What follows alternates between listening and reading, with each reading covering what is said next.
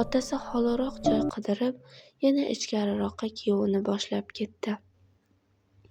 Bir ozdan so'ng Ikrom Saidaning yoniga qaytdi. Mashinadagi gaplar esingizda bo'lsin, dedi negadir sizlab. Saidaning ichi yana shig' etib holsizlandi. Shu bilan Ikrom ketdi. Qo'zg'olgan mashina xuddi Saidaning yuragi ustidan yurib ketgandek og'ir botdi. Saidaning qo'llari Ikrom yo'qligini aytmasa, ajoyib o'ta boshladi. Akalari ham ortiqcha gap aytishmaydi. O'zlari bilan o'zlari ovora. Onasi bir narsalar pishirib og'ziga tutadi. Dadasi hovlining burchak-burchagidan uni yashiriqcha kuzatgan. Hammalari sog'inishgan ekan. Faqat ertalablari Saidaning ko'ngli ag'darilgandek bo'ladi. Ariq bo'yiga borib, butaga aylanay deb qolgan rayhonlarni hidlab o'tiradi. Ko'pincha dugonasi Dildora chaqirib keladi. Yangiliklarni ulashadi. Azamat haqida ham, Umida haqida ham ortiq so'zlamaydi. Saida indamay miyig'ida jilmayib uni tinglaydi. Qizlik boshqacha davr. Dildor har bir kuniga to'yib ol deydi, kulib. Bir haftadan keyin Saida ancha ma'yus tortib qoldi. Eri umuman telefon qilmayapti. U yana oshpaz ayolning gaplarini o'ylay boshladi. Inzilya aytgan gaplar haqiqatdir balki. Uzoq vaqt yashagan ayolidan ko'ngil uzish qiyindir. U ayol kabi erimning ko'ngliga yo'l topolmagandirman. Axir ko'pincha yosh bolaga o'xshaysan, Saik, deb aytardilar-ku. Nima qilay? O'sha o'rtamizdagi farq bunchalik katta tushunmovchiliklarga sabab bo'ladi deb sirayam o'ylab ko'rmagan ekanman.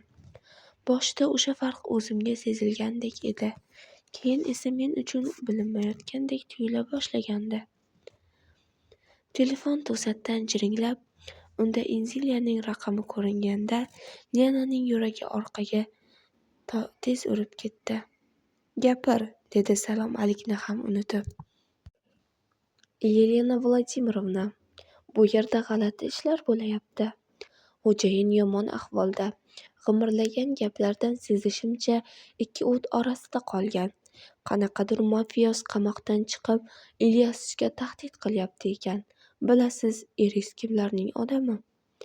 Lena gapning tagi nimaga tekkanini tushunib jilmaydi. Xo'sh, u yoqdan mentlar, bu yoqdan mafiya deganday. Tushunib turibman, gapira qol. Xullas, uyga 30 chog'li odam keldi. Xo'jayin bizga ruxsat berib yubordi. Umumanga. Inzilya yig'lay boshladi. Boshqa ish topa beraylikmi? Yo nima deb o'ylaysiz? Lena javob berish o'rniga qizil tugmani bosdi. Yasha bor xunga-chunga. Boplading. Tarsakaga loyiqsan, dedi qahqah otib. Keyin mashinasini tez qizdirib, Ikromning ofisiga qarab keldi. Kirib borarkan, ofis oldingi notanish kimsalarni ko'rdi. Birov yo'lini to'sdi. Ichkariga kirsam maylimi?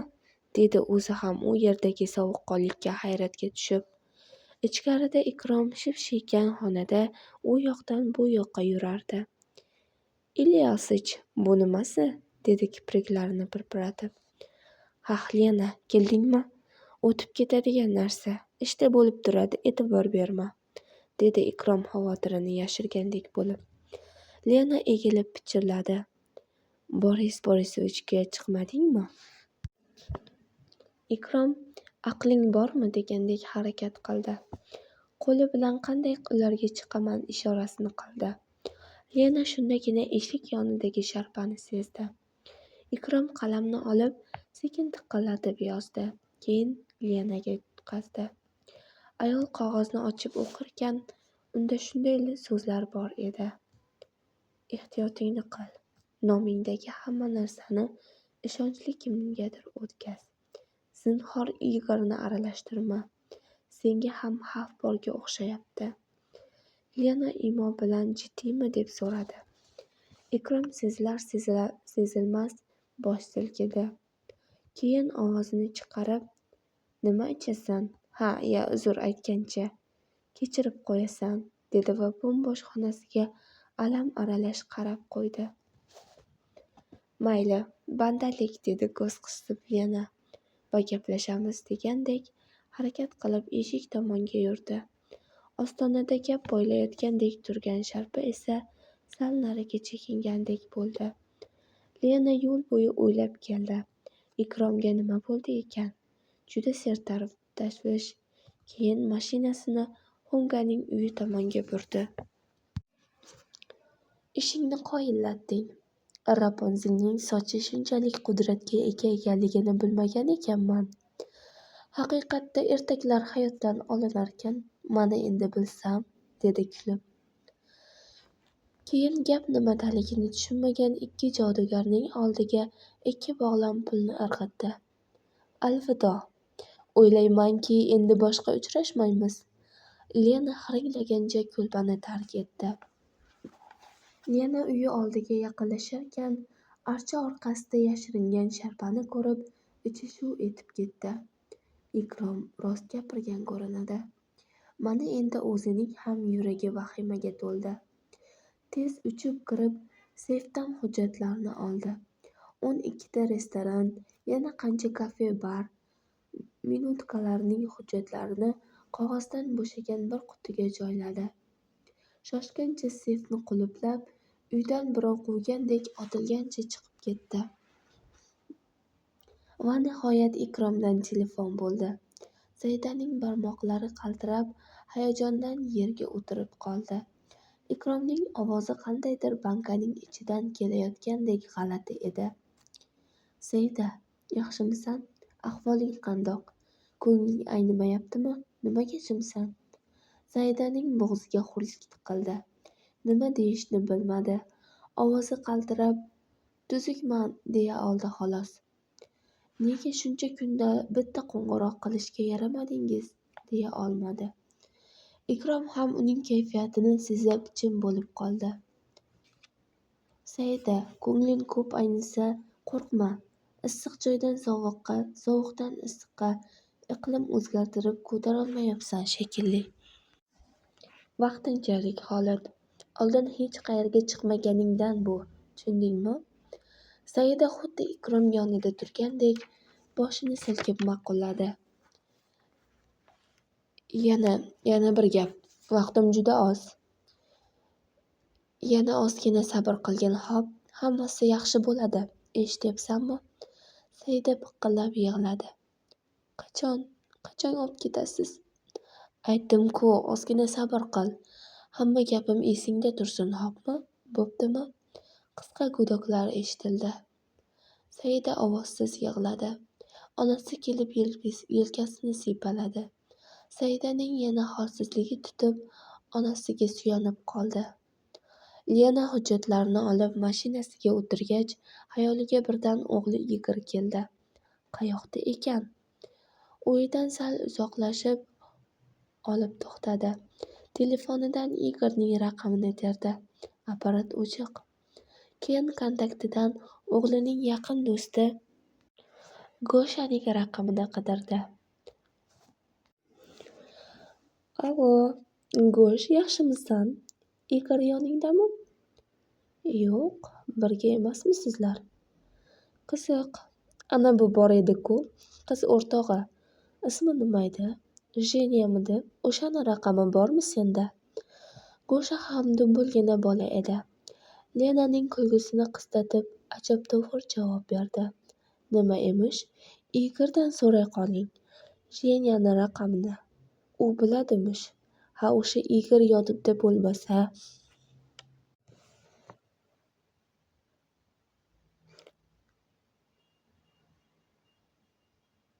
Kimdan so'rayman, ahmoq?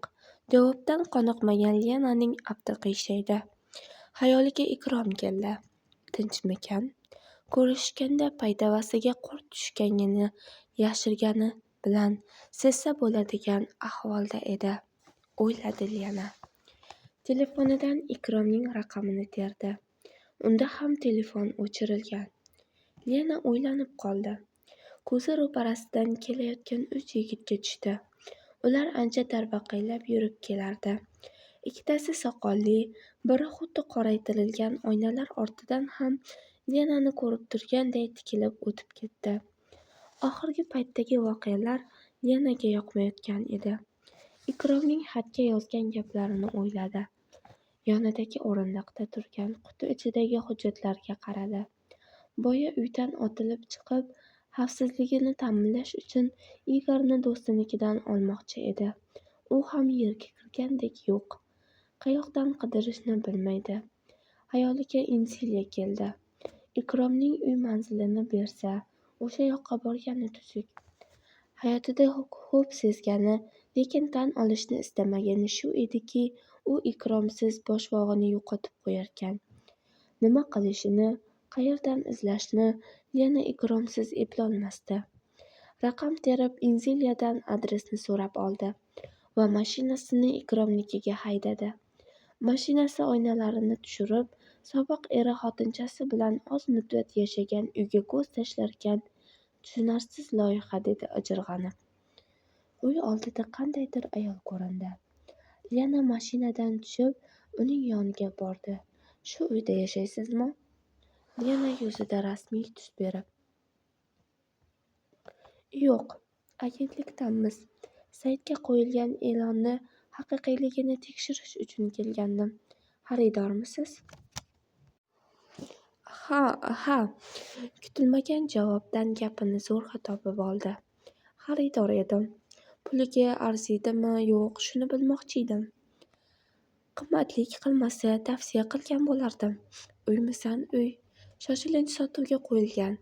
Narxidan ancha tushirsangiz bo'ladi, menimcha. Lena hammasi tushunarli degandek qiliq qilib ayolning yonidan ketdi. So'ng o'tib Ikromning qayerdaligini bilish mumkin bo'lgan odamlarni o'yladi. Bilsa Akil biladi. Boris Borisovichni Ikrom ishlardan bexabar degandi. Yana Artemiy Vaganyan bor. Qolganlar chetdagi mayda odamlar. Lena Boris Borisovichga chiqa olmasdi. Shu sabab Akilga telefon qilmoqchi bo'ldi. Akil bu safar Lenaga yaxshi muomala qilsa ham Ikromning qayerdaligini bilmasligini aytdi. Akil bilmasligi mumkin emas. Demak, nimadir xavf borki, ular hatto telefon qo'ng'iroqlarini yozib olinishidan ham xavfsirab, ma'lumotlarni ochiq aytishmayapti, o'yladi Lena.